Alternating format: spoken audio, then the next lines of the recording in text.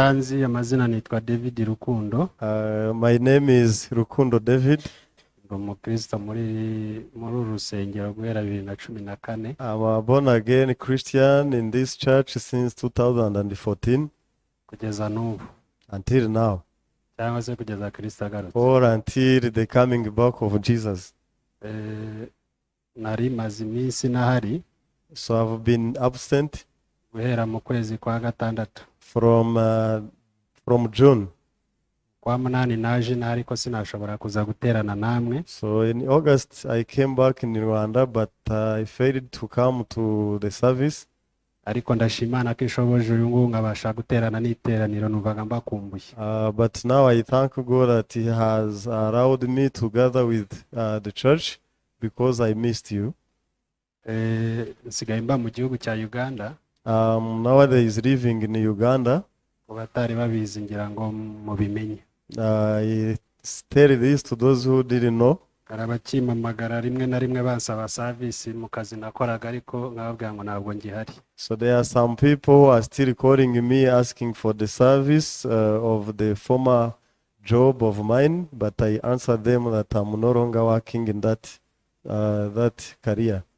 Ndashimana ko iri kumwe nanjye. So I thank God that He's with me. Ikindi ndashimana kubw'uyu mwaka ko ugiye kurangira mfite amashimwe yuko yashoboreshe kugera ku nzozi zanjye nahoranye kuva kera. So and secondly, I thank God that He has enabled me to reach to the dream I had a long time ago. Naho byaba bitaratungana neza 100% ariko ndashimana ko yanshoboje gutera intambwe nkagera mu nzozi zanjye. So even if things are not proper so far, but I thank God that He has allowed me to make a step. Nahoze ndi umukozi hano mu gihugu. I used to be a worker here in the country kuva narangiza kwiga. After my graduation. Ariko nkaba naragiraga inzozi zo kwikorera. So but I had a dream to work by myself. Ariko nashaka inzira bizaca mwabona sinyibona. So but whenever I tried the way, I couldn't see how. Ariko binyuze mu masomo duhabwa hano mu itorero ya Mind Education. But through the lectures of Mind Education we receive in this place, no kwizera duhabwa n'itorero, and the faith we are taught by the church. Nateye intambwe ndavuga reka neri intambwe Imana izankorera. So I made a step with this faith that God will work for me. Kadusome mu bami ba 2:7. So let us read in 2 Kings chapter 7. Duhere ku murongo wa 3. And we shall start from verse 3. Reka nsome kugira ngo twihute. So I will read. Kandi ubwo hari abagabo 4 b'ababembe bari ku irembo baravugana bati ikitwicaza aha kugeza aho tuzapfira ni iki. Ariko twavuga tuti twinjire mu murwa kandi inzara iwurimo twawugwamo, kandi nidukomeza kwicara hano gusa nabwo turapfa. Nuko noneho nimuze dukeze ingabo z'Abasiriya, nibadukiza tuzabaho, nibatwica hose nugupfa. Mukabwibwi barahaguruka bajya mu rugerero rw'Abasiriya.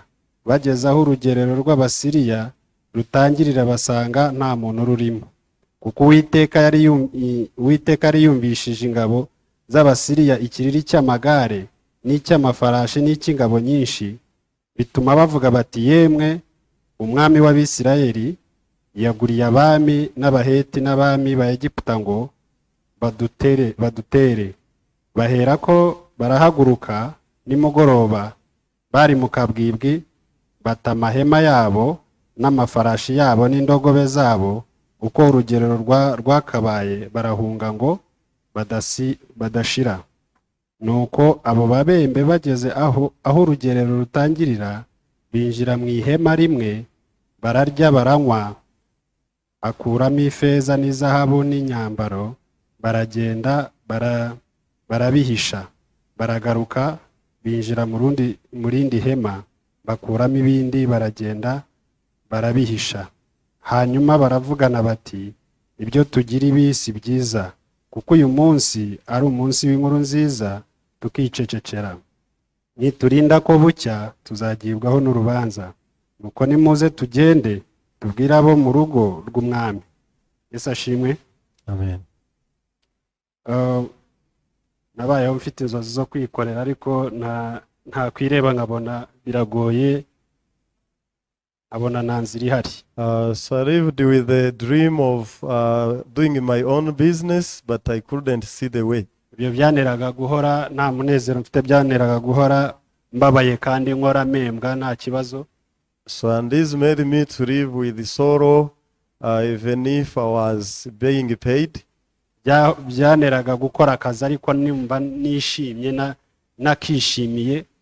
So it made me to do the job but without the joy.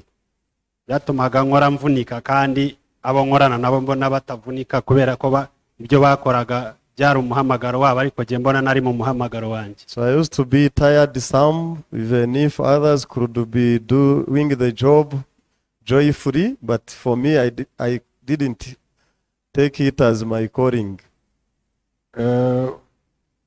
Rero nihuse byari bitwaye igihe kirekire, ariko numvaga nahoraga nsenga Imana nyisaba ko inshyiraho inzira kugira ngo mbashe kuba ntajya mu cyanya numva nishimiye munikorera, numva aribwo nabasha kubaho nezerewe. I prayed to God to give me the way so that I can be happy by doing my own business. Ndebye uburyo natangira no kwikorera n'iki n'amategeko n'iki, mbona ntago birimo guhura. So when I planned the way I can do the business and also keeping the law, icyo cyatumye mfata icyemezo cyo kujya gukorera hanze y'igihugu. To work legally it was not easy, that's why I decided to move to the other country. Kuko nabonaga bishoboka. Because there it was possible. Ariko naho ntago byari binyoroheye. But it was not also easy to me. Nk'umuntu wari ufite family, mfite abana, mfite umugore. As a man who had a family of children and wife. Kandi mbona nari bujyane nabo. And it was not possible to move with them. Nabonaga binkomereye. It was not easy. Ariko ndashima Imana ko byashobotse. So but I thank God this finally happened. Ndamahoro. I'm now fine. Aho ndi. At the place I'm working. Naratangiye ndakora, nibiragenda neza nyine ku bari muri business murabizi. So I have started, even if it is not very good, you know, those who have the knowledge of doing business. Ntabwo watangira ngo uhere kubona ibintu bigenda neza byose. You can't start and see things are going smooth. Ariko mu gihe gitoya nanjye ndabona bitanga icyizere. But within the short time I can see there will be hope. Hari igihe ndeba icyo ninjiza nareba n'umushahara nahembwaga nkabona naho bihuriye. So at least when I see the income compared to the former salary, there is a big difference. Ariko ntabwo ncika intege. So but I'm not discouraged. Kubera ko nagiye mu nzozi zanjye. Because I have entered in my dream.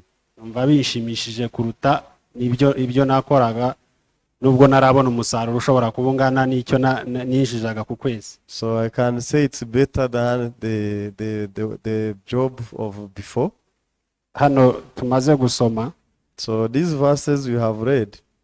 Aba babembe igihe kimwe ngo bari bicaye ku irembo barabajugunye nyuma y'umurwa kubera ko bari ababembe. These lepers, they were out of the city because of leprosy. Inzara ibicira inyuma y'umurwa. And they were starving with the hunger out of the city. Ariko ubwo umunsi umwe bumvaga inkuru yuko Isiriya bashobora kujyayo bakabona ibibatunga. But the day they concluded at the Syrian camps they can get the food. Abo bari bafite ikibazo nk'icyo nari mfite. So these had the same problem I have. Ntabwo bibaza ukuntu ababembe bashobora kugenda bakinjira mu gihugu kindi cy'Abasiriya, cya mbere bari ababembe ntibari bemewe. So you can't imagine how the lepers can enter in the strange camp of people. Ariko kubwo kwizera Bibiliya tubwiye ngo baribwiye bati hano turi kinzari hatwiciye, n'ubundi kari ugupfa na gupfa twagiye tukajya gukeza abasiriya hose twabaho tukabaho cyangwa niba no gupfa n'ubundi nta rupfu rurenze uru. But the verse shows that these lepers, they discussed saying here it is death. What if we move to the Syrian camps, whether we live or die, it is we can see the death in both sides. Iri ni ryo sezerano nanjye nakiriye njya guhaguruka. So this is the promise I received before I stood up. Ndavuga n'ubundi ndabona nabayeho. I said I don't see that I'm living. Kuba nabayeho si uko nahembwa. So it is not that I'm not paid. Ariko nibyo mpembwa ndabona nta munezero mbibonamo kubera yuko ntabwo ndi mu byanjye. So but I say this, I don't get the joy from this salary because I'm not earning as I wish. N'ubundi rero nugupfa nagupfa reka ngende na hariya niba business izamerera nabi ngahomba nkagira gute none nugupfa nagupfa ariko reka ngende. So that's why I decided, let me go to the business, whether I succeed or fail, it is the same as this place. Nakirira isezerano nanjye ndahaguruka ndagenda. So I got this promise and I stood up and I went. Ariko Imana yakoreye bano babembe. And the God who worked for these lepers, ndetse bigatuma bakiza n'igihugu cyabo cyari kishwe n'inzara. To the point these lepers brought the life to their country. Nubwo bagaragaraga nk'abantu b'ababembe kandi badashoboye bajugunywe ariko biragaragara ko bakijije igihugu. So even if they were unable and the weak people, but they were used to save the country. Rero nanjye niko kwizera nahagurukanye ni nako ngihagazemo. So the same faith I went with and I'm standing in. Birika tubwira ngo naho itangiro ryawe ryaba ari rito. Bible says even if the beginning can be small, ariko amaherezo wazunguka. But finally you can earn a lot. Nanjye nizeye ko nubwo itangiro ryanyu munsi mbona ari rito. So I believe that even if the beginning is small, ariko mfite kwizera ko nzunguka. But I have faith that I will get a lot. Ikindi ndangirizaho, will end with, kiri hano mu murongo w'ikenda. I will end with the verse 9. Aravuga ngo hanyuma baravugana bati ibyo tugira ibisi byiza kuko uyu munsi ari umunsi w'inkuru nziza tukicecekera. Niturinda ko bucya tuzagibwaho n'urubanza. Nuko nimuze tugende tubwira abo mu rugo rw'umwami. They said to one another, we are not doing right. This is a day of good news and we remain silent. If we wait until morning light, some punishment will come upon us. Now therefore, come let us go and tell the king's household. Nigerayo nari mfite ikibazo gikomeye nibaze se bukweri nzabwiriza gute ubutumwa bwiza. So I had a concern, how shall I preach the gospel? Ururimi rwaho urugande ntabwo nduzi neza ku buryo nabwirizamo. So the language of Uganda, I'm not a good of it to preach. Nibaza ukuntu nzabwiriza ubutumwa bwiza ntabwo bishoboka. And I was wondering how I will preach the gospel. I concluded saying it is impossible. Ariko ndashima Imana ko biciye mu rusengero neraniramo. But I thank God because through the church I'm attending. Kubera ko rugizwe n'abanyarwanda benshi. Because there are many Rwandese. Nabashije kubona amahirwe yo kubwiriza ubutumwa bwiza. I was able to preach the gospel. Nabashije kubwiriza ubutumwa bwiza mu itorero. I preached the gospel in that church. Birenga n'itorero rimwe. And it was not only one church. Kugeza ubu ngira ngo maze kubwiriza nko mu matorero agera mu 8 cyangwa 9. So far I can say I received the grace to preach in 8 or 9 churches. Ibyo nabyo ndabishimira Imana ko yanshyiriyeho ubwo buryo. And I thank God for this preparation. Nigeze no kubona amahirwe yo kuyobora igiterane cy'urubyiruko. And I got a chance to lead the youth conference as well. Nabwo ndubwira ubutumwa bwiza. And I preached the gospel. Ndashima Imana rero ko ibyo ari Imana ibikora. And I thank God that all of these are being done by God himself. Icyumweru kibanzirizwa n'igishije. The day before the last one. Nibwo nari mvuye mu materaniro ariko numva umutima wanjye nari mfite reka mbyita ubwibone bwo kuvuga ngo ntabwo nzabwiriza ahantu banumiye ntabwo nzisabira ijambo. So at that time, I was saying I will not request to the time to preach. nzajya ntegereza Imana wizategeka ko ansaba kubwiriza ariwe bwo nzajya mbwiriza. So I decided to say I will remain seated. If someone asked me to preach, that will be the time I can preach. ariko ubwo icyo cyumweru mvuye mu materaniro numva umutima wanjye urimo uranshinze ikintu gikomeye. But after the service, my heart was accusing me a big issue. hari itorero bifuzaga ko nazajyayo kubabwiriza. So there was a church which asked me to preach. Abakristo. The members. ariko pasiteri wabo narabimusaba. But their pastor, I didn't ask their pastor. numvishe nsinzwe n'umutima mfata telefone ndamuhamagara musaba ko nzamusura icyumweru gitaha. I was defeated in my heart and I made a phone call to him saying I will visit you next week. ubwo amahirwe aranyemerera. Thankfully he agreed. yambwiriza ubutumwa bwiza. So I went there, I preached the gospel. ubwo umutima wanjye uraruhutse kandi abantu barishima. And I felt rest in my heart and even people were happy. ubwo amasaha reka ndekeraho. Because of time I will speak up to here.